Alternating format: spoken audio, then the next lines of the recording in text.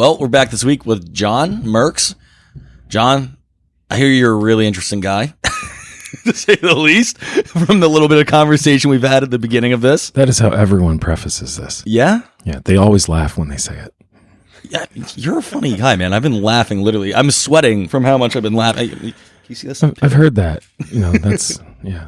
It's not the COVID. I have that effect on people. Merx is here. Why are we sweating? It's stage presence. It's my, zombified good looks. Zombified good looks. That's a unique way of putting it. So you are in a band called Switchfield? Yes. Blues? Yes. Well, it's weird. We actually have a song called Weird, but it's blues centric music. We do jazz, we do gospel, we do funk, we do punk, we do country, rock, but it's all got a blues core. So even the rock song and the country song, they're still built out of a blues song. The punk music I did as a tribute to the band Death, because if you listen to Jimi Hendrix early on and Death early on, they sound the same. I'm not familiar with Death, but it's an early punk band from Detroit. You should check them out. Okay, absolutely. But they really started from the same place. So why shouldn't blues bands be doing punk music once in a while? I don't see any reason to not do it. Right, and it's fun to watch women in turtlenecks in the back of the crowd with a martini in their hands bounce up and down. That's a good point. A lot of wide open eyes in the front row. I believe it. Now, I've heard you've written like a billion songs. That's what Brett told us. Oh, I would say the math is off a little bit. A little bit? Yeah, well, a little. I'm up to around 400. Holy shit. How long have you been working on music? About 5.5 years. 5.5 years. Yeah. Wow. That's it? Yeah. The first year I wasn't very good at it. Then I did like 3, and I was doing about 100 a year, and then COVID. Uh-huh. So took me another 2 years to get the other 100 in, though. So it's been a stressful couple of years for all of us. Yeah, I think so too. But holy shit! So, wait, you just got into music 5 years ago, though? Well, I've been playing as a sideman for a very long time. Okay, but Switchfood started 5 years ago, right? Gotcha. Right. I decided I wanted my own project. I tired of doing cover music. Like, there's nothing wrong with other people's songs, but I'm an artist. And not necessarily because of music. I'm an artist in general. Mm-hmm. Well, why wouldn't I apply that approach to music and have my own material? And it's blues. At the very least, you can write a bunch of 12-bar, 1-4-5 songs and have them be your songs. Instead of having to, take everybody else's music, put your own experience, put your own feel and vibe and words to it. Mm-hmm. So, then I met some amazing musicians who are way better at writing the music part than me. And their question is always, so do you just want to write another 1-4-5 song? And I'm like, I never did. I want to go as far from normal as we can go and write good songs. So, the first couple of years, if you heard the band, you would think, oh, it's blues band. We did a lot of other genres, but they were still pretty, 4 on the floor rock song, punk song with some shout beat, stuff like that. But now it's everything. We try to push the envelope. We're not Fantastic Negrito, who's amazing and really, he doesn't push the envelope. He sets it on fire. But, we're trying to add that to the world. That's what you do, right? Yeah, absolutely. And I think it's good to expand on different things, push the genre a little bit, mix some different things in with it. And that's what makes a different artist unique. And that's, I think, clearly what your goal is with this project here, correct? Yeah. Yeah. Yeah. Just, you want to go out. For us, the purpose of music is to create an experience where you connect with the people who are listening. There's a lot more to the industry, sure. But when you're going to perform that song on stage, it's to play that song for the person in front of you. And it doesn't matter if it's one person or 50,000 people. It's the same thing. Mm-hmm. They are going to have an experience because they were at your show. So you want to give them one. I don't want to play somebody else's song for that. Let's play our song. Let's play them something we've never heard. We actually have a song that has a key change that the strings guys call the impossible key change.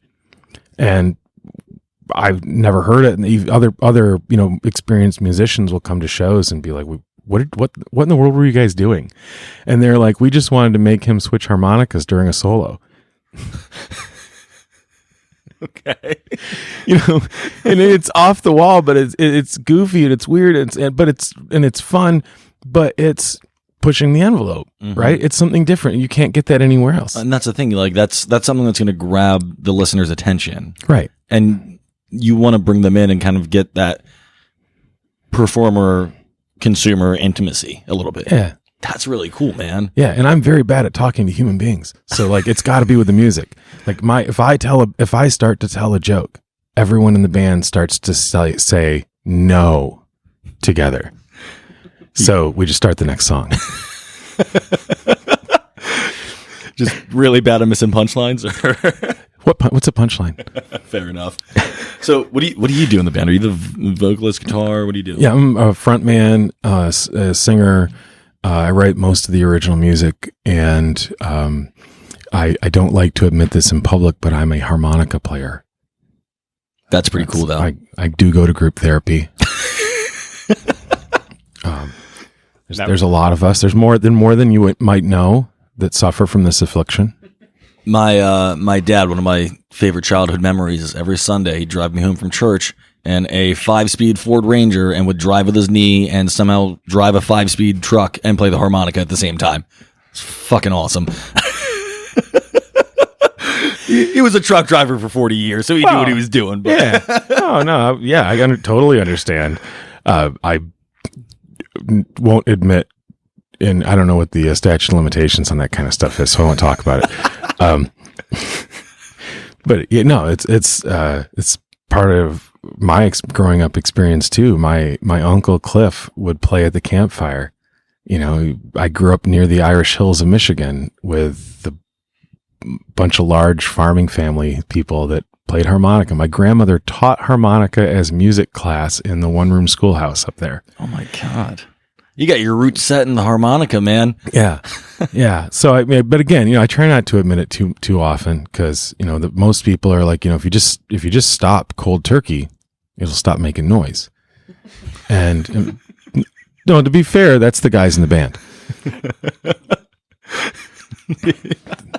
They feel so. When are you going to pick up comedy? As soon as I'm fired from the band. Oh my God. It's a lot harder to get fired from a one-man show. That's true. You can get booed off stage though. Oh yeah. I don't think that would happen. At rehearsal. At rehearsal. Yeah, it does happen at rehearsal. They try to not do that in front of other people. No, that's nice of them. They feel bad for me. Or do you play locally a lot? Not this year. Yeah. Well, yeah. Not last year. We would like to have been. We had about 40 shows scheduled last year. Before March. Oh my God. I was hoping to hit triple digits by the end of last year. So you guys are playing multiple times a week. Yeah. Well, we were hoping, that was the goal, right? Isn't that everybody's goal in music is to play as much as you can? Because the truth is that's how you get better. And it's not just better as, musicians. You can get better as musicians by practicing, but you want to make a song better, play it 1,000 times, right? And if you can't do that in rehearsal because you don't have enough time for that, go get shows and make the song better. A lot of people wouldn't want to tell you this, but excuse me, there are a lot of great songs that started out live and they didn't play them the way they played them on the album when they started out because they had to change it. They found ways because they're artists. They want to make it better. Now once you put it on the album, right, you're probably going to play it at least close to that because people want to hear that. But when you're starting out, you're crafting you're getting weird with, Whoopi Goldberg in the, dark with your clay pot, trying to shape your song. It gets, inappropriate at sometimes, but that's the goal. You take your piece of art and you shape it until it's ready to go, you know what, this is a good song. Let's put this on an album. Yes. That's really neat. So what places do you play at locally? Right now we're playing a lot in the Broad Street Market in Harrisburg. Okay. Because we can do it outside and we can play for a big crowd, and they have a good time, we have a good time. We're playing all of the summer shows this year there for Third in the Berg. Okay. That's the only thing we actually have a really special show coming up right after Third in the Berg at the Italian Lake Park. Oh, really? In the city. Yeah. I have a buddy lives literally right next to it. So yeah, it's August 22nd, and the other band is Rascal Revival with RJ Conrad. They're great people. Text that to me. I'll definitely try to make it out to that. Absolutely. That'd be awesome. Yeah, it should be wonderful. They only ever do a couple a year. And they added a third show this year just to get Rascal Revival and Switch Foo into the calendar. So it should be really fun. That's really cool. Yeah. We're just happy to be able to get to play on our home turf this summer, because all of our other shows have been State College and Maryland and all over the place. Yeah. And very little locally. Have you played at the Winter Circle, I want to say, in like Hershey or Grantville, something like that? Oh, okay. I was because there's two. There's one in There's Hanover. two. Right. Yeah. Right. But the one in Hanover hires blues and funk bands. Oh, I didn't know that. The one at the casino in Grantville is more party music. No, there's one like it's like a bar attached to a hotel. It's not at the casino though. Oh, I didn't know it wasn't the same thing. They do like blues dancing and stuff. My dad goes there. My dad loves Okay. blues and I blues had no dancing, so, idea. like I wasn't sure if I was like, oh, maybe, yeah. Anyways. I mean, I pride myself on studying venues, and I this is so sad, but like I spend a lot of my free time reading other people's schedules to see, who's playing where. It's research. A good idea. It's a good idea. It is a business. You should do your homework, right? Yeah. And so I spend a lot of time reading every other band I can find, and where they go, and was it a good show? And I'm friends with most of them, so I can talk to them. Should I talk to them? Should I go there? But yeah, I didn't know that. I had no idea they did blues dancing. Yeah, there's someplace. It's not at the casino. It's like literally probably 5 minutes tops away from there. Check it out, because I know they do live music. I went one time just to hang out, but I'm down. And Grantville's a cool place. Yeah. Harper's Tavern, the little neighborhood across the highway, is really neat too. I've never been there. Yeah, it's a lot of really cool buildings for a really small place. Yeah, it is a small place. I heard you were also involved with Launch Music Conference as well. I'm not. You're not? Not Launch. Millennium, I've done several times. Okay. I would like to be involved in Launch, but the last couple of years obviously didn't work out. And like another year, I found out about it apparently the day after I needed to find out about it. I mean, but unfortunately, that's one of the hazards of the industry, right? It's finding out about the festival you need to submit to the day after that the festival happened. Yep. Like, man, I for love next to play year. that show yesterday. Well, they're doing it. They're doing it in August this year. Oh, see, I didn't know that. It's usually April. Yeah, it is. And I fucking Jordan messaged me like a few weeks ago. I forgot about it until just now, honestly. So. And I'm probably too late. If it's in August, their deadline was probably May or something. Maybe they'll do it But I'll check this time, Yeah. Last minute. Maybe. I didn't hear anything about it till recently, so. Yeah, I didn't know they were having it this year. That's awesome. Yeah. I'm happy for them, because it's anything to further the arts, and especially in this world and environment. Yeah. It's so tough. I always just thought it was neat how like during the day they do actual conferences where like musicians can go and learn and grow as artists. I thought that was really neat. The thing that surprises me most about these conferences is people who feel like they have succeeded don't go. And that, to me, that's really who should be going, because it's a chance to, first of all, it's during the day. So if you're not on tour, it's a chance to go see all your friends, right? I've met a lot of the people in that position who have done it. I've met a lot of them, and they're really great people. There's a company that is a marketing firm that's global in central Pennsylvania. I mean, they work with all the A-list acts. Everybody who you've ever heard of who has a Grammy probably works with them on marketing. Oh, wow. And the person that runs that company came to Millennium and was on a panel. And now we've got him like involved in other central Pennsylvania music activities. And he's a huge supporter. And, he's from here. And, you know, like he didn't just end up there. He's from Central Pennsylvania. And like he's didn't realize these little things were going on while he toured for 8 years, playing 190 shows a year. But now that he's back and has found out, he's involved, you know, and he is helping bring the weight of bigger corporate music to Central Pennsylvania. Yes. I've been seeing it growing a lot recently, and I'm assuming it probably has something to do with that then. That's one. I mean, there's a lot of different reasons, but that's one of them. I would say that the work that Brandon at the Central Pennsylvania Music Hall of Fame is doing is a huge influence. And he probably hasn't heard this from the industry yet, but if it's anything like musicians' peer support, it's because the industry knows that he's doing it. They do. When you do something that is a positive influence on the industry, they know. Mm-hmm. They might not say anything right away, but they know. And what he's doing with the Hall of Fame, you know, inductions and the local music awards is just a huge thing for the scene. It's morale boosting, especially in these tough times. Yep. You know, it gives you something to look forward to when maybe I don't know every music path, but like there's got to be some people who just can't play music right now. There isn't anywhere for them to do the shows they used to do. Mm-hmm. So, you know, it's something to work toward. Well, you know, I'll work on an album. And, you know, at least maybe I can get some positive street cred with a music award because I put out a great song, which otherwise, how would you do that as a local music person, right? It's not, if you can't get it to the radio because you're completely indie, mm-hmm. you know, you got to have some outlet. And he has done that single-handedly. I mean, single-handedly. There are a lot of people helping him. I'm actually on the advisory board. That's awesome. But like, you know, like, I would bet he's done 90% of the work.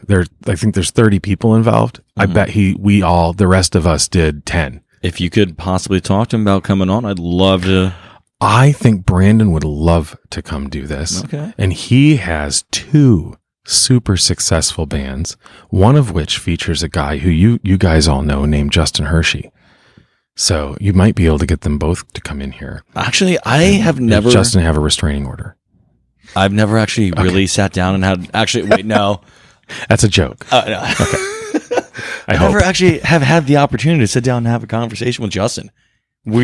Same building. Yeah. I know. Yeah. No, he's always moving. He's always moving. He's got we saw some gentlemen working here with their pants pulled up like a diaper.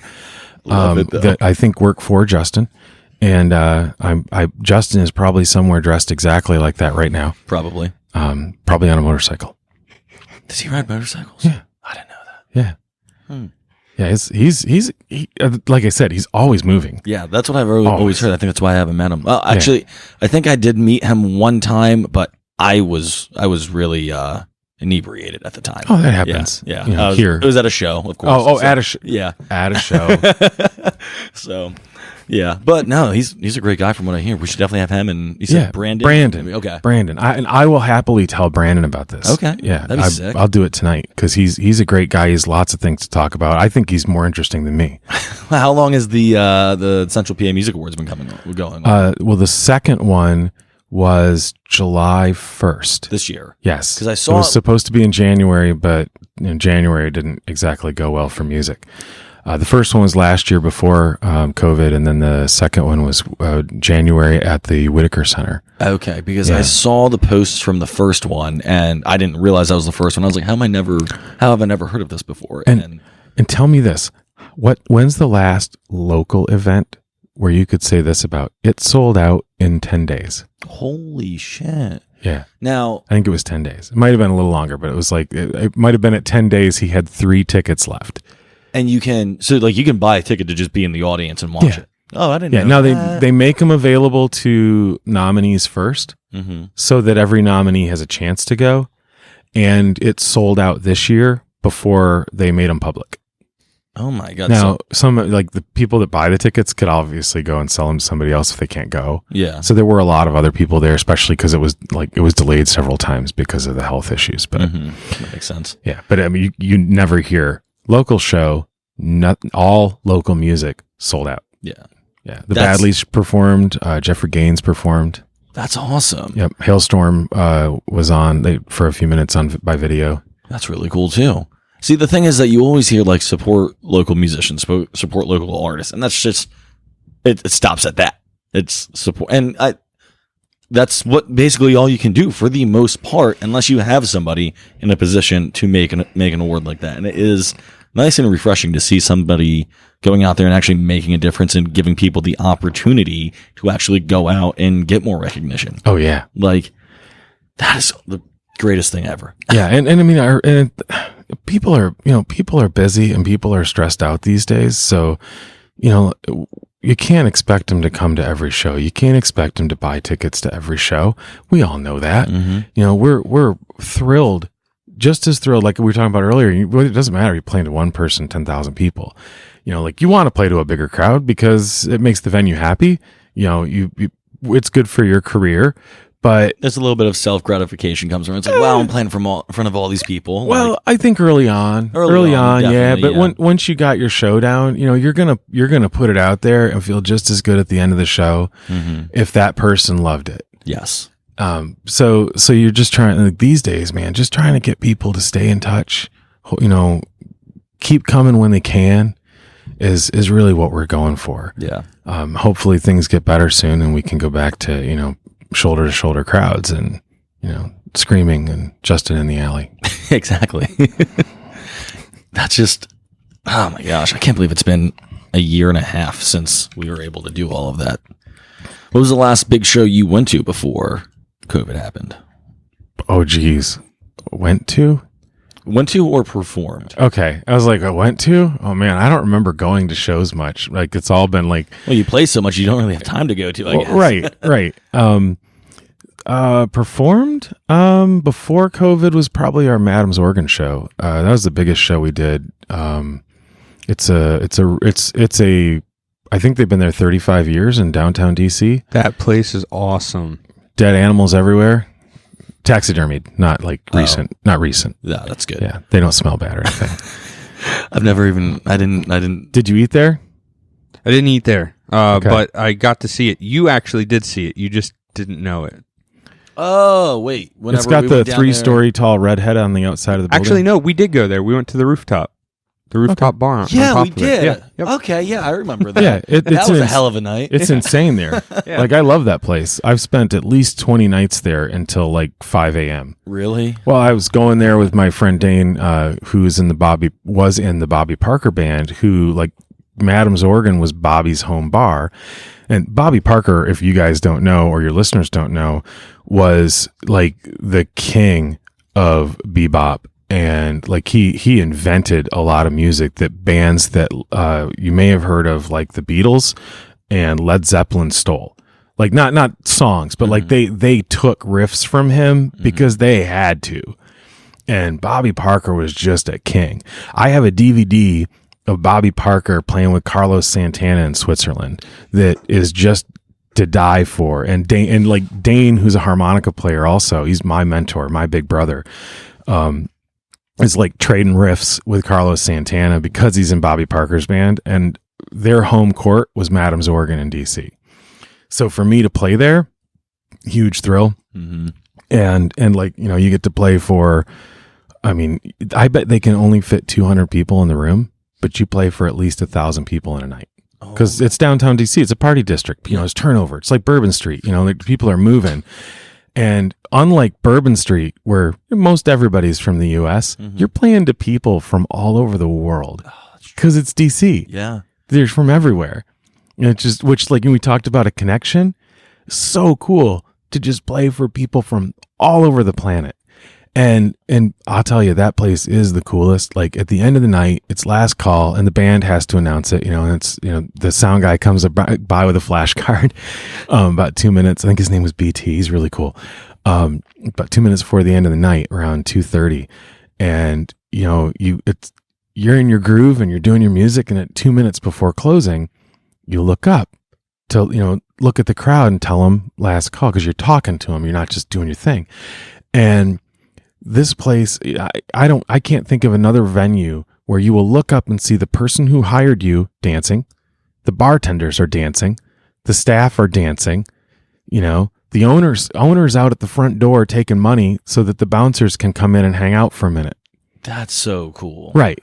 Like, I mean, I would say that's my biggest show. that is amazing. I need to go. We should go there for a show sometime. Or if you guys play there again, let me know. I'd I make will. a trip down Dude, to DC. that place really is great. Actually, that whole strip is great. There's so much different influences.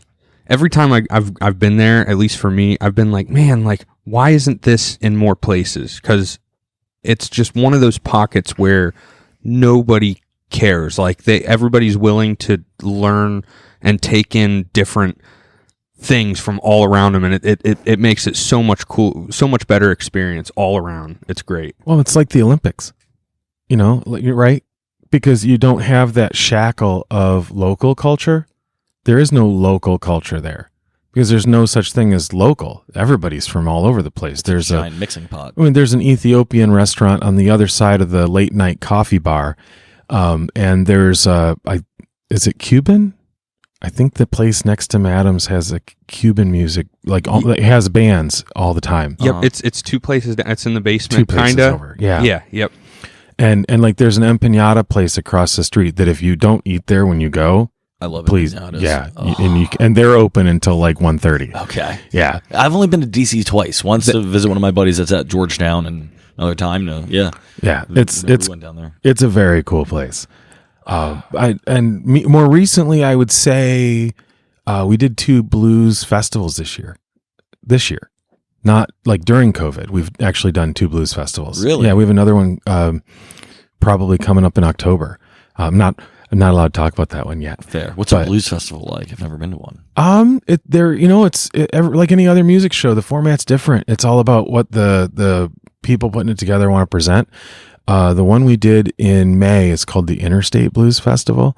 The guy that does it he works again, like Brandon earlier. I'm really lucky to know a lot of people that just really work hard at music. They really do so many things for us. And Rob at Interstate does like 8 festivals in a year. Damn. Right. A lot. Right. And That's he's a full-time job. not one, 8. Like I think it's 8, might be more than 8. But he does a blues festival down there, and it's 9. Even with in May, a lot of people were still really tentative to go out in public, and I think he said we played for 800 people. Oh my I think it was 800.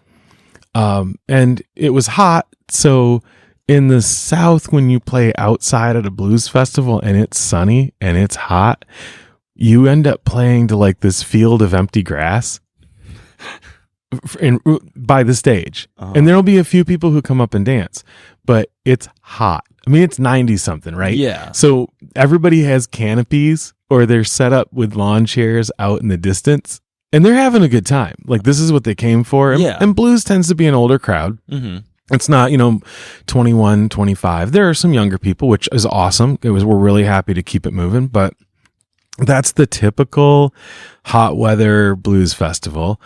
The other one we did was in Lewistown, Pennsylvania, and that's more like there's a band does a show, and then another band does a show, and then another band does a whole show. Because it's actually 9 hours of music, where the festival that would feel more like a traditional festival was only like 6.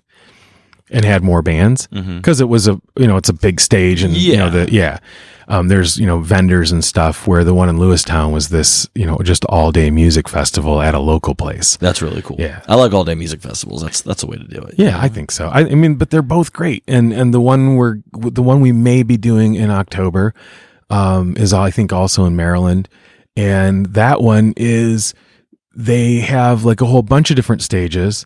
All in a circle, like I think it's in a circle. Oh my god! Where you all like play to the middle. Right, so the crowd can just like turn their chair as the bands change. That's amazing. Yeah, that's actually a really good idea too. Yeah, because they don't. Well, and it's a place that doesn't have like a formal stage, and they don't have any real good place to put one. So they're going to do like a bunch of small stages, and then have the crowd in the middle. Mm-hmm. And they're more like a real festival, or what people would think of as a real festival these days, where they have vendors and food and all this other stuff going on. Yeah, well, that's always fun, having food and everything. It's a whole experience. Then, Yeah. The thing I like about launch music conferences, because it's just like so much stuff. Just you're in the middle of downtown Lancaster. Yeah, You got Lancaster's everything. fun. Yeah, exactly. And then there's all the vendors at all the different venues and whatnot. God, And they have some great venues there. they do. Yeah, we like, oh man, there's one place that we played. We played in the front room. We played upstairs. We played in the temple. We played on the roof. I think, and there's another place that just recently opened that we haven't been to yet. But like all my friends are like, you guys have to go there. It's like the same concept as far as like they're not doing one thing, right? They're just all over the map. And I'm like, well, have you met us? We'll be fine. Yeah, all over the map is our thing. Like we'll play with subwoofers to screaming masses, and we'll play to sit down jazz restaurants. Like either one doesn't. Larson Meadworks, that's I'm so sad is gone. It doesn't exist I anymore. didn't go there. Hunter, Yeah. weren't you talking about that? No. Okay. It was just this. Well, get this. So it's downtown Mechanicsburg, Pennsylvania, right? Uh huh. And it doesn't exist anymore. And no cover. Probably smaller than the room we're in now, probably a maximum capacity of about 30 people, shoulder to shoulder, line out the door every time we played there. Oh my God. Right. The guy that ran the place, fantastic. Everybody that worked there, fantastic. The drinks were good too. No lie. And because he was a new business and, COVID hit, so he's gone. But, like he worked so hard and he didn't have money for musicians. He would try, if he had a good night, he'd come out and tip you and match whatever was in your bucket, which sometimes was pretty significant. But like we'd play there for this just packed room. One of the coolest things I've ever done. That is really cool. And like if you played a show like that in like New York, Chicago, people would be paying $30 to get in. Really? Right? Oh my God. And they'd have to have reservations and they'd have time slots and they'd have to leave. Yeah. They'd have to leave to get the next round in. There's a world famous joint my friend Omar Coleman plays at in Chicago called Kingston Mines. And they do 2 shows a night. Like it's like you're in Vegas. The band comes in, they do a show, then they kick everybody out, and then they do another show. So, it felt like that. Yeah. It had that vibe right here, downtown PA. That's really cool. I didn't know about all that. Yeah. And it's the business model didn't work because COVID hit and, but like it's the same as a festival to me. You get to, people are having a great time and They're engaged. Well, even if they're having a conversation, so what? I hear from musicians who get really bent about people talking during the show. And I'm like, yeah, but they stayed. Yeah. They stayed, man. They paid their bill. They drank their drink. They even went and ordered another drink or a snack later in the night and they stayed. They were going to leave. Your music started and they stayed the whole night to talk to their friend because they decided that was the place they wanted to be because of you, right? You played music for them and they stayed all night and it was a great, memorable night for them. And even if they talked the whole time, as long as they're not being rude, because then it affects other customers. But, I'm a harmonica player. What is the least favorite thing at a local band show? Harmonica player shows up in the crowd, right? Now, here's my thought. As long as they're not messing up the show, as long as they're not being rude to anybody, let them play. Yeah. Why? It's the best night of their life. And I hope it is. I hope that they have such a great time. They decide to find somebody like Jason Ricci and take lessons. Jason Ricci, by the way, one of the greatest harmonica players alive, maybe ever. And go take lessons, and if they need to, have them get a hold of me, and I'll get them in touch with him for lessons. Is he local? No, New Orleans. Oh wow. Okay. But I'll help him out. Go find what you love and do it, and they're having fun. Let them play. As long as they're not messing up the show, they're not getting in the way of the other customers because everybody came to have fun. It's that, and that's no different than if somebody's, drank too much or, being pushy or rude, right? Yeah, exactly. As long as they're not doing that, let them have fun. Yeah. Let them come in, let them talk because it's their experience and we're here to play music and we're here to have fun too. And that's part of the connection, right? It all dials back to that. Yes. You talk about comedy. And, the thing that you will watch every stand-up comedian do is at the end of their show, they will always tie the entire show back into like the first punchline. That is true. And I see that the often. punchline of music is connection. Mhm. She'll always bring it back around. Well, the whole thing is the connection. And Bill and Jay and Eric in my band all get that. That is why by the way, I love them. And if you're ever lucky enough to have an entire band of people you can love, do that. Quit everything else you're doing and do that. That's some words of wisdom right there. Dude, seriously, you just went on and whew, I got goosebumps, man. I'm inspired right now. And I didn't even do anything weird yet. Jesus. Yet. Oh my God. I always reserve the right for yet. Dude, we've been talking for 30 minutes. It feels like it's been an hour. Holy I'm sorry. crap. No, that's like a good way. Like, you've covered so much. I always try to make 3 minutes feel like an hour. Yeah, same here. Tell me a little bit more about your band. Because it's about connection. Exactly. About my band? Yeah, dude. Well, you would not believe the people that I got to play music with. I can't believe the people that I got to play music with me. So I've got Eric Slaughter.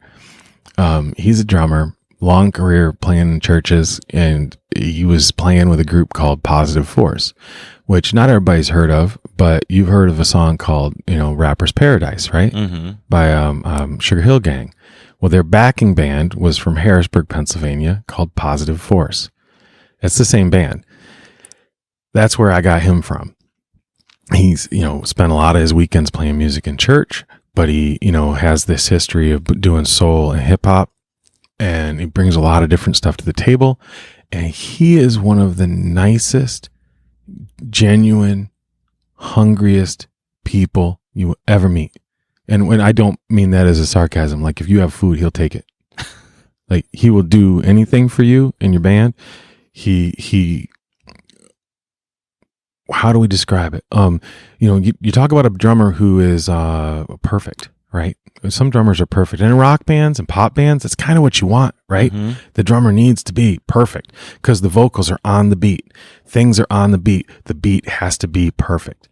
We don't do that. We play sloppy music. We now Eric's not sloppy, but like he's not perfect, but he's perfect for us. Mm-hmm. He plays he's the one that came up with the shout beat in the punk music. Okay. And we're like, nobody else in the room knew what a shout beat was. And he says, "Oh, it's a church thing." And we're like, "Do it." So let's put the church into punk music, which is kind of funny because a lot of punk music is exactly the opposite of that. Exactly. Right? It's like anti, like, yeah. So we put church in punk music. And then put it into blues. so then you go to stay on the punk. So it's blues centric punk, I guess. But so you go the next guy who is he was a session guitar player at Sigma Sound in I think the 70s. I think he started when he was 16 or 17 as a session guitar player at a major label. So he has had Johnny Ramone throw up in his shoes at a show. What? So again, blues guitar player, punk connection. Yep. And definitely don't mess with him late at night because guitar punk connection. Yeah, but absolutely. So that's Bill Wash, and I know we're trying not to go too crazy on like promotions, but please let me tell you. Oh, dude, promote as much as you want. Go take a lesson from Bill Wash. If you want to learn how to play guitar, or you think you know how to play guitar, go take a lesson from Bill Wash. He will teach you things you didn't know exist. Like I can look in my chord chart book and go, that's not in here. There's 1,036 chords in here, and he'll go, I know. Yeah, and then go on to the next thing, like nothing, Bill has played. I think Bill and Jay both. Jay's the bass player, Jay Kierson. So Bill and Jay have, I think, played like 60 blues festivals. Wow. Before they joined my band together. And Jay Kierson also started out at Sigma Sound in Philly, which was a major label's production house, as an engineer in the either late 60s or early 70s. They didn't know each other. They both worked at the same place. They lived half a block apart. They didn't meet each other until they both moved back to Harrisburg. Are you serious? Yeah, well, actually, to Harrisburg, because Bill's from Philly and Jay's from Lemoyne. Okay. Right. So they didn't meet each other until they got here and joined a band. That's insane. Yeah. Well, funny connections. So Jay and Bill and I have all been in a band together before and didn't know until we had been in Switched Foo together for 4 years because we didn't play in the band at the same time. Okay. So there's this little known group called Bo Diddley. I know everybody's heard of them. Well, their band manager was a guy named Frank Davenport, who is from a small town called Mechanicsburg, Pennsylvania. Uh-huh. Well, Jay was also an engineer at Baldwin Records, and Chess Music sent a lot of their people out here to record, like Johnny Winter, Muddy Waters, like people like that actually did recording here in Pennsylvania. No way. So there's a lot of connections there. Well, Frank was putting a band together for Bo Diddley and getting a tour ready, and I can't remember who was who, but at some point, Jay got in the band first, I believe, and either quit or got fired. And then Bill went and auditioned and quit or got fired. But one of them got quit, one of them got fired, and I don't remember which was which. Okay. 40 years later, holy crap. Bo Diddley, by the way, has been dead for a while. So I don't know how this was going to work out, but Frank, who lives, I think, in Hawaii now, he's a great guy. And fantastic guitar player. After 45 years of touring, calls me up and says, "Hey man, we never had a harmonica player in the Bo Diddley band before. You want to go on the road?"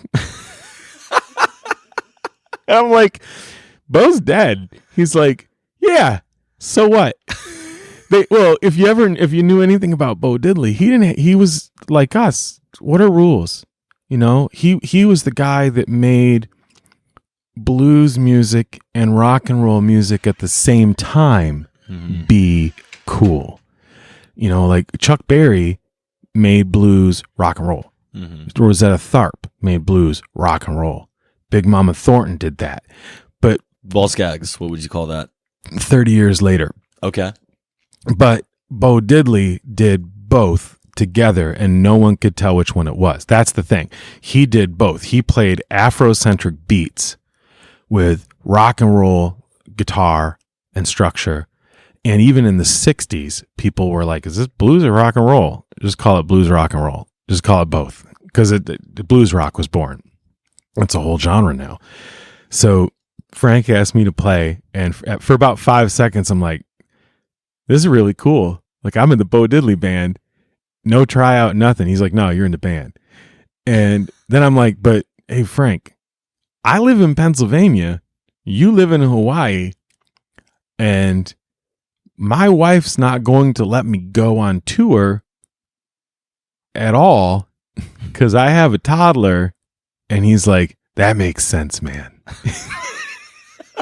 And that was the end of that.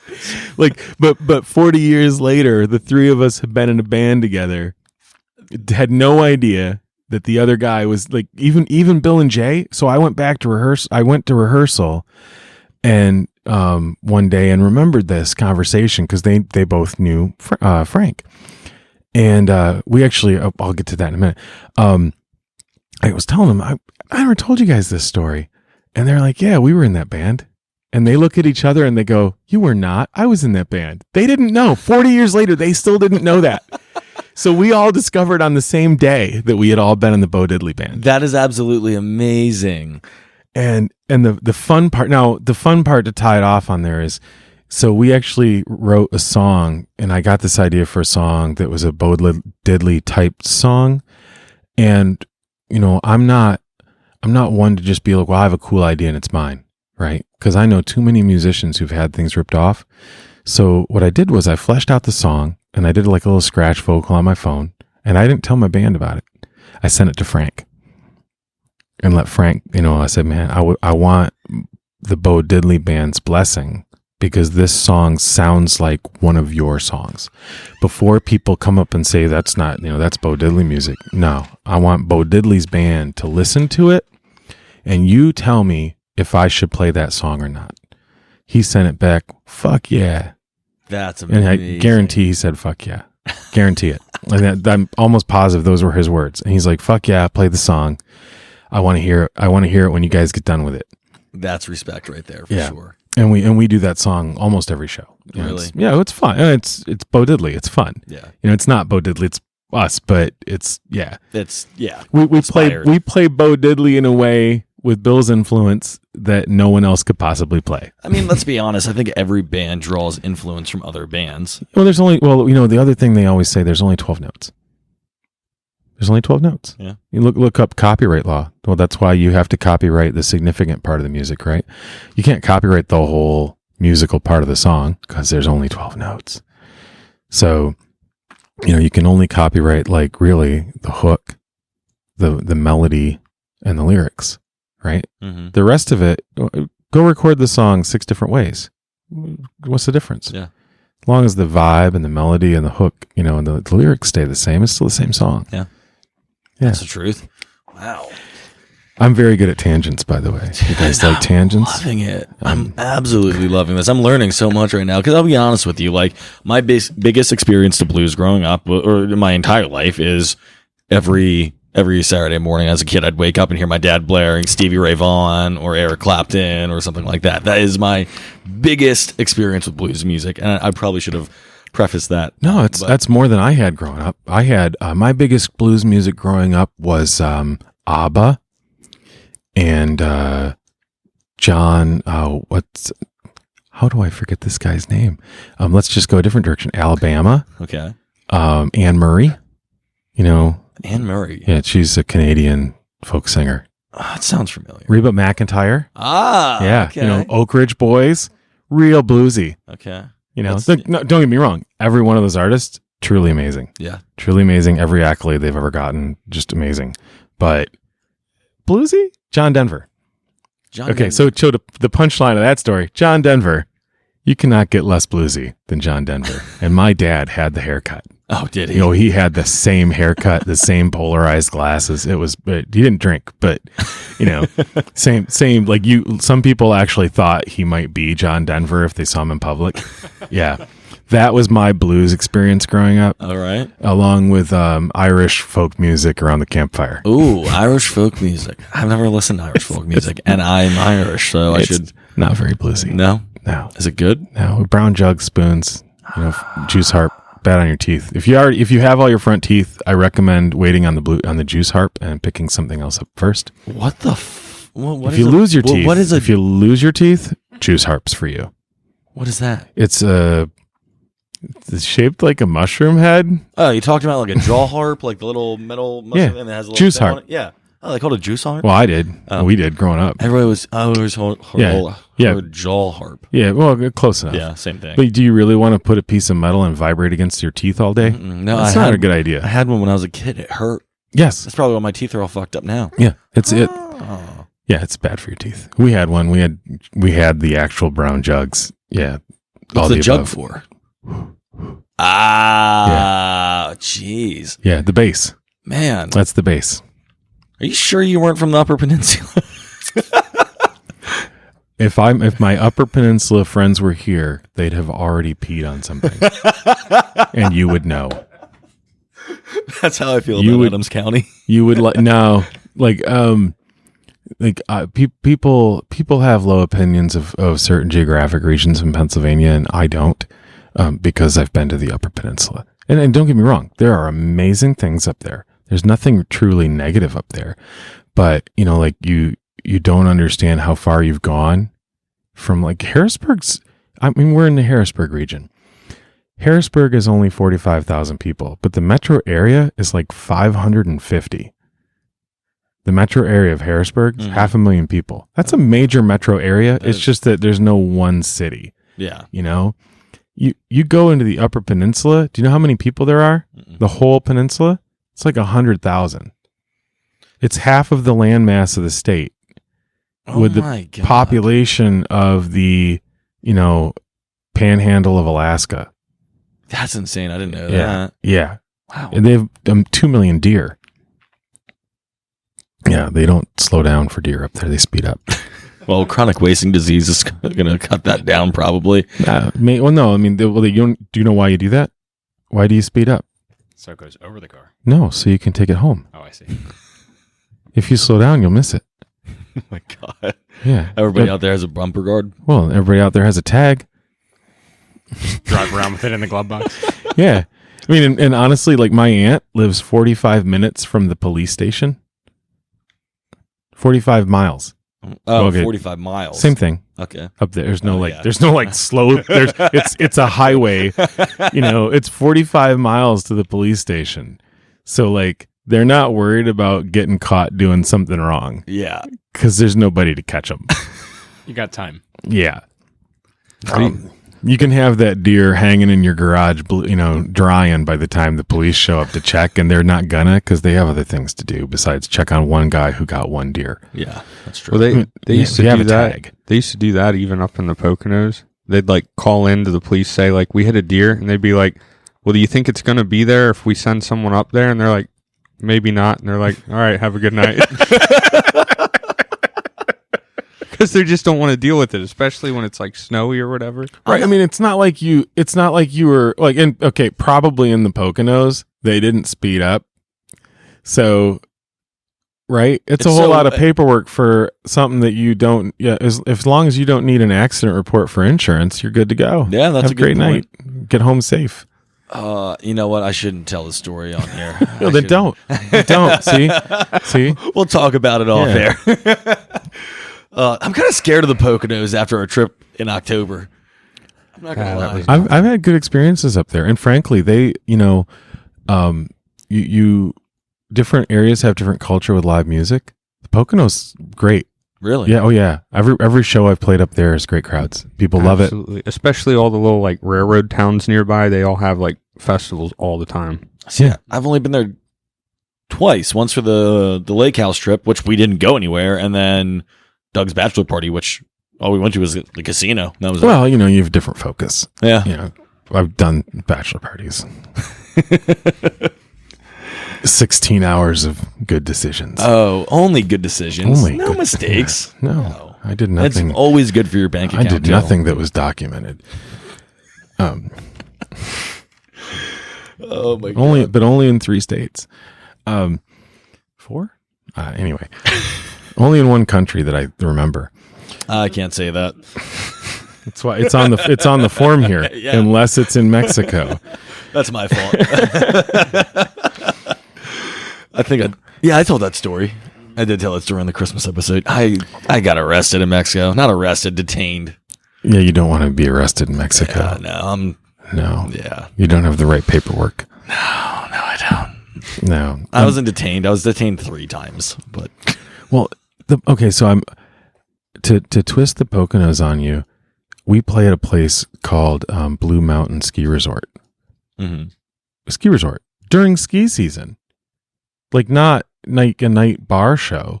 You're playing for a packed house of skiers. I believe it. Yeah. And they're all probably, I mean, come on, we all know what skiers and snowboarders do up on the mountain. Well, I mean, this was, I gotta be honest, it was a real family oriented thing. Oh, wow. Okay. Yeah, well, no, it was not, it wasn't what you'd expect. It was Damn. totally not. It was, several hundred people with their kids. That's really cool, And, actually. as a musician and you playing a Bo Diddley song, you have to change a few of your lyrics, but not a lot, like 2 or 3 words in a 3-hour show. You can do that. A 3-hour show is a long time. Yeah. What's your average song length? 4? 4 minutes? Yeah. Madam's Organ's the longer one for us. It's 4.5. 4.5? Mm. Damn. And it's on the wall. So like enough musicians have gone there that didn't know. So like it's not like a casino where there's a timer. Mm-hmm. So like don't like cut your song off because the timer went off. But and almost all the casinos I know of are like that. Really? Yeah. Oh, man. But they have a sign right on the stage that says your show will start here, the set will end here, the next set will start here. And it's pretty structured, which actually is nice though, because if you have to play 45 songs in a night, it's good to know when to start and when to stop. Yeah, 45 songs is a lot. Oh my God. And you can't, and at that place, like it's one of the top blues clubs in the world. Buddy Guys is, always the one people think of first in Chicago, but I would put Madam's Organ right up there. I've played at Buddy Guys too, and Madam's Organ is right there at Buddy Guys. It's an amazing place, and they deserve this level, but like you don't play the same song twice. Mm-hmm. If you were playing a local bar gig doing cover music and you had to play for 4.5 hours, you probably would at some point. It's gonna happen because it's something you have turnover, and no one knows. I played in a band in Peoria, Illinois called Jam Sandwich, who, by the way, is still around, and that was in the 1999. And I asked him, how can you possibly play a 4 or 5 hour disco show and not play the same songs? He's like, what? Oh no, we do. He's like, the first set is at 10 p.m. The 5th set is at 2 a.m. There's nobody here from 10 p.m. We just play we play set 1, 2, 3, 4, 1. Because it's you can play and also disco is not 7-minute songs. I don't know if you're familiar. Like they're all like 2.5 and 3. Yeah.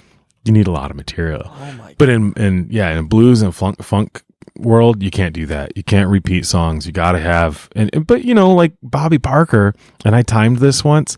He played a version. A music master in his own right did a cover of I Like the Way You Move, but he did it more like Outkast. Okay. Yeah. And this guy was in his 80s doing this, by the way. That's amazing. Yeah. And he played, I remember sitting on the front porch at Madam's, and I pulled out my clock because, or on the way down there with Dane, he was telling me, you watch, we're going to play I Like the Way You Move at least 15 minutes. So as soon as I heard the da-da-da start, I pulled my phone out and checked. 28 minutes later. 28 minutes. Like I was in, I went in by the end of it, like just to watch, like, because I knew everybody in the band, just to watch and see what they were doing. And they're like looking at each other. Just play it again, man. Like, because he would like get to like 8 minutes, and then you'd hear him do the thing from the beginning of the song and just play the entire song over. So he played the entire structure of the song plus long guitar leads and instrumentals mixed in like 3 times. And 28 minutes. And here's the crazy part. So a set's only 70 minutes. So they did like 2 or 3 other long songs. I think the set that night was 4 songs. Are you serious? Yeah. It was like the blues funk version of the Grateful Dead. And Bobby was the best man though. Like, and it was like 19 minutes into the song, he looks at everybody and they're like, oh, he's going to end it. Finally. Moves his wig back over. Starts from the beginning. Oh my God, I need to experience this. I don't think that was the same night that, oh man, some nights, you play in the city and you got to count money at the door to pay you. And in that place, I mean, they'd make thousands of dollars at the door. So it'd take them a while, right? Count money. You get done playing at 2:30, pack out 3:30, right? The bouncers are trying to kick the band out by 4:30. And we're like, yeah, we didn't get paid yet. we're waiting. 6 a.m. One time. No, it was only the one time, but 6 a.m. once. We had until 6 a.m. We got back to York at like 8:15. But you were pretty tired after that one, weren't you? And luckily, there were 3 drivers that night. Oh, that's good. Where was the show at? That was Madam's. Was right back there. Yeah. Man. It's Chicago's worse, man. For that, they 5-hour shows all over, and not like one. Like DC has the one venue that I know of that does 4.5. Mm-hmm. Chicago, almost everything's open until 4:30 or 5.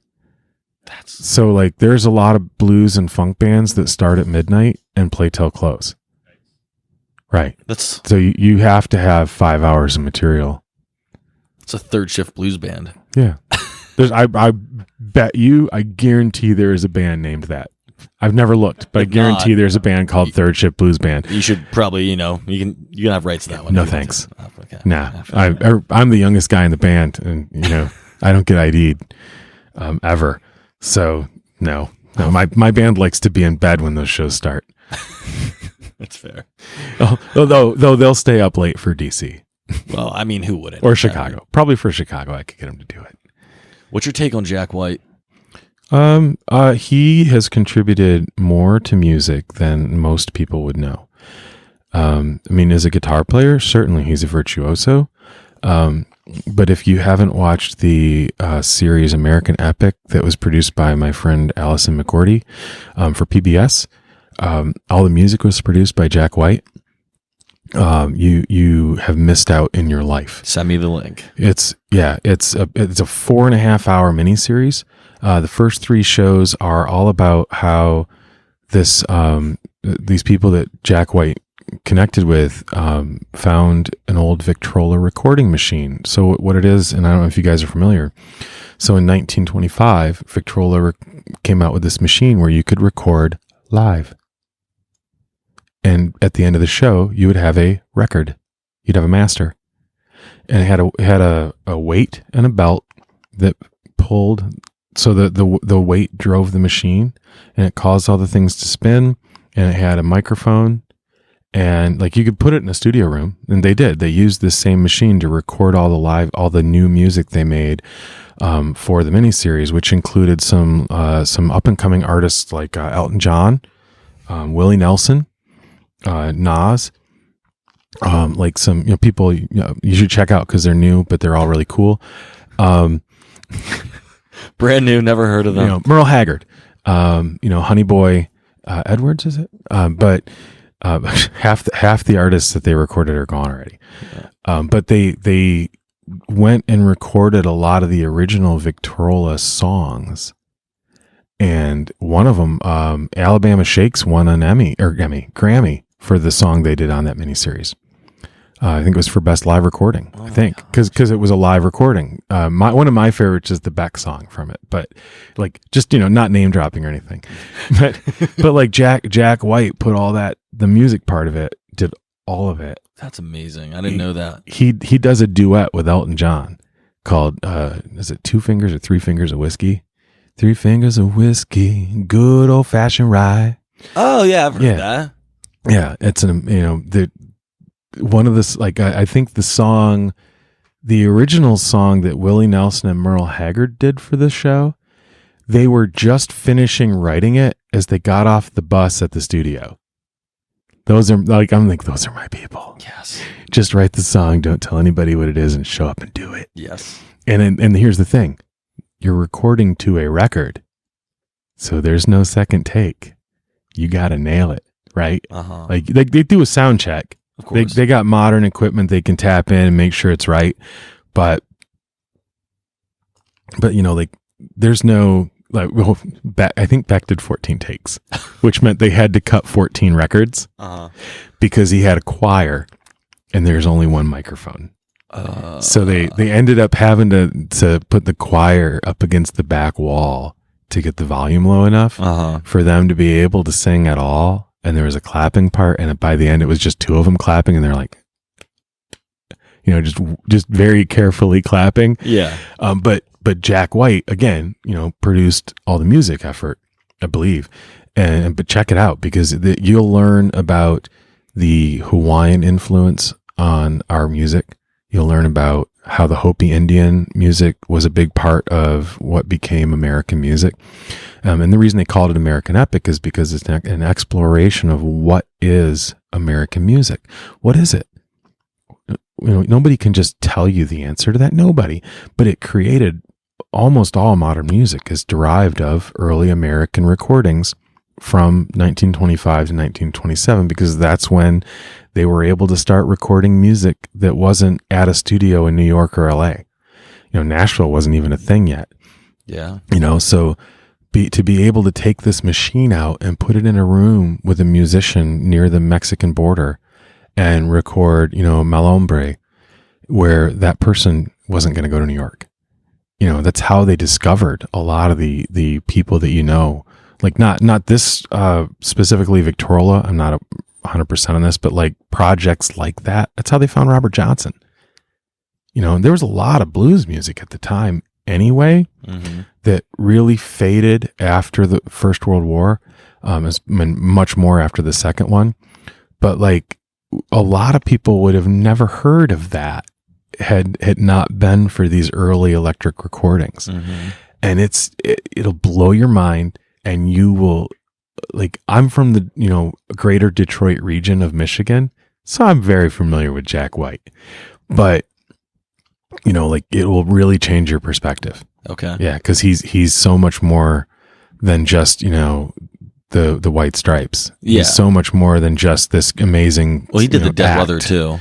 Yeah. The Dead Weather was actually, I wanted to say that earlier, and that came up separately when you were talking about songs that, like, whenever people do them live and then record them, they're different. They're one song, Will There Be Enough Water? The live version of that is 10,000 times better than the studio version. But I'm going to tell you something that is a mantra at least in blues music. Don't do in the studio what you can do on stage, because you can do things in the studio you cannot do on stage unless you are Rush and have 495 MIDI devices. And very few bands have the budget for that. Yeah, no, that's not cheap. Neil Peart, Yeah. right? He had 2 drum sets. One was drums.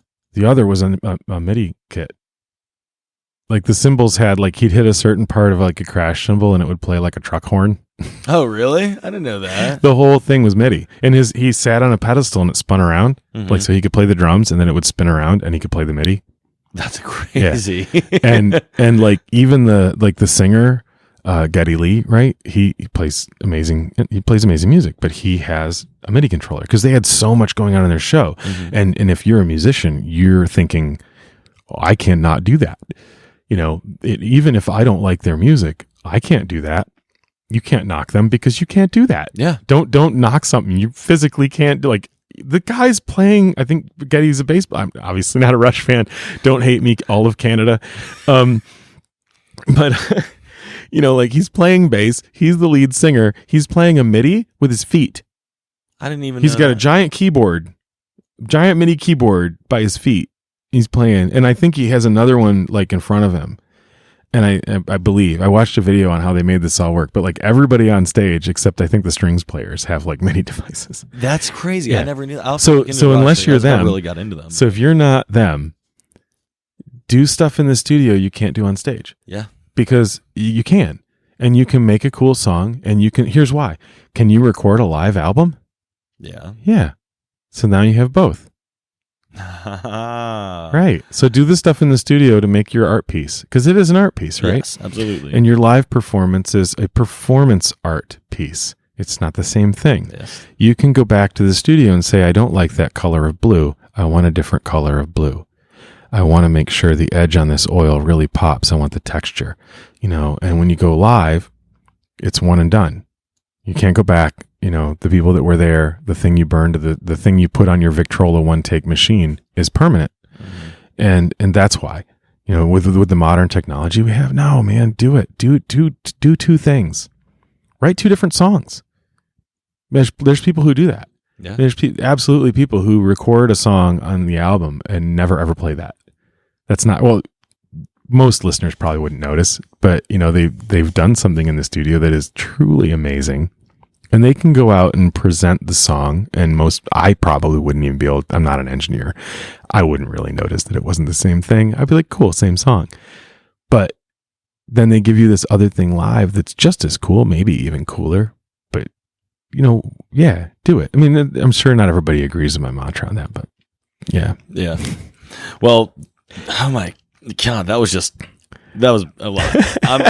We're kind of running out of time. Oh, here, that's so okay. I'm sorry, just to cut That's you okay. short, but No. we're gonna have you back on because I feel like we just kind of I am short. We scraped. So. We just kind of You didn't scraped the hurt tip. Okay. I was trying not to. Just the tip. That's right. Just John Merx with just the tip. Scratch We're the gonna- surface. Oh, sorry. That's a better one. Scratch the surface Yeah. is not on the list here. Scrape just the scrape tips the right tip is a here. little- Just the tip. There you go. We're gonna call this episode "Just the Tip" with John Justin Merx. the tip. Just in the tip. Justin. Just in the tip. Yes. Now it's starting to just sound like a spin-off series. Hey, you guys, thanks for having me, though, really. And just in case John Merx, Switch Foo, Bill, Eric, and Jay are amazing, and I hope you get a chance to see them sometime soon. Check us out. We have a website. It's spelled the same as the band, Switch Fu, like Kung Fu, and we're all over social media. We're even on the ones that we shouldn't be. So whether it's because I'm old or you're not a restaurant, it doesn't matter. We're there. Okay. Yeah. Good. Yeah. You'll find us creeping in the corners of your favorite social media outlets. Do you have anything else you want to plug or anything like that? Or I have I have so many projects going on that I don't know which one will come out next. I have a single out that I did solo with Adam Stair from Low Temp Records. If you're EDM fans, he works with a guy called Grammatic. And they have, because of the pandemic and not touring, I think they've recorded 9 albums in the last year. Oh my God. None of them are released yet. Yeah. Okay. Yeah, it's sick. I'm on one of them. Really? I don't know which one. They don't tell you that. It's the music industry. They don't tell you that. EDM music? No. No? But I won't say anything else until it's out. Fair. So all right, fair. I don't know what I'm allowed to say, so I won't. I'm on one that's got a guy on it who has at least 1 Grammy already, and that's one of those records. It's going to be really cool, and it's something that does not exist. Okay. It does not. I found one song in the world that claims to be what we made. Mm-hmm. Not an album, one song, and it was not. It wasn't even close. And I'm not knocking it. It was really cool music. It was done by some friends of mine, who are label artists in blues. But it's not what we did, and it's going to change at least our music. I have another single coming out also probably in late September, called Disillusion. And I'm just wrapping that up maybe next week at Big Riff Studios in a place you guys haven't heard of called Mechanicsburg, Pennsylvania. All right. see, people don't. The music world has a lot of heart right here, man. It does. Yeah, It does. Ronnie Rhodes out there. Holy cow! You want major label work done in Mechanicsburg, Pennsylvania? Go to Ronnie Rhodes. Mm-hmm. Don't get me wrong. Rock Mill Industries, where we're sitting right now, pretty awesome. Do amazing work, yeah. They have a lot more. They have an expansive facility. They have so many tools here. And there's no but at the end of that statement for Ronnie. It's just, and Ronnie is also amazing, because these guys do something and Ronnie does something different. And I don't, Rock Mill's a lot of rock music. Mm-hmm. Now they do this doesn't mean no, and anybody listening that doesn't know this, there is no, we just do this. Yes. That doesn't exist in music. Exactly. Like we talked about earlier, I'll do punk music. I'll do country. My new single is jazz. Okay. It's a straight up chill jazz. One of the producers I'm working with on another project, an unrelated project, has been listening to that single as a reference and trying to find Michael Bublé songs to compare me to, and she can't. And I'm like, yeah, because he doesn't have any of his own songs. I might be wrong. Don't get me wrong. I'm not knocking Michael Bublé. I don't think I can sing as well as him, but I don't know of any originals. Yeah, actually, I can think of that. And I can't think of any. so, no rules. If I'm gonna go do jazz, I want to write it, and that's what I'm doing with Ronnie Rhodes. And he, by the way, if you like jazz, he is an amazing guitar player. Okay. And you guys would know him from the Colt Wilbur Band as a country artist. That sounds really familiar. And Ronnie, I think I've seen them. Ronnie spent several years working out of Nashville too. Okay. So he's got a lot of roots in country, but he can play a lot of chords you've never heard of too. All right. Yeah. Ronnie Rhodes, Bill Walsh, both amazing guitar players. I strongly encourage everyone to experience them both. But that's it. Other than, shows coming up all over. We have a show in Landisburg. We have a show in Gettysburg. We're trying to keep burgers on your mouth, in your mind. Cities. We do like food. So, but that's it. Shows and albums and recording and dancing and getting sweaty and drinking too much water. All right. That's it. Switch Foo. Love it. Well, thank you so much for coming on, man. We've had a blast. Thank you, guys. Absolutely get your links posted out there so people can check out your stuff. Right on. Awesome, man. Hey, thanks for having me. Have a good one. You too.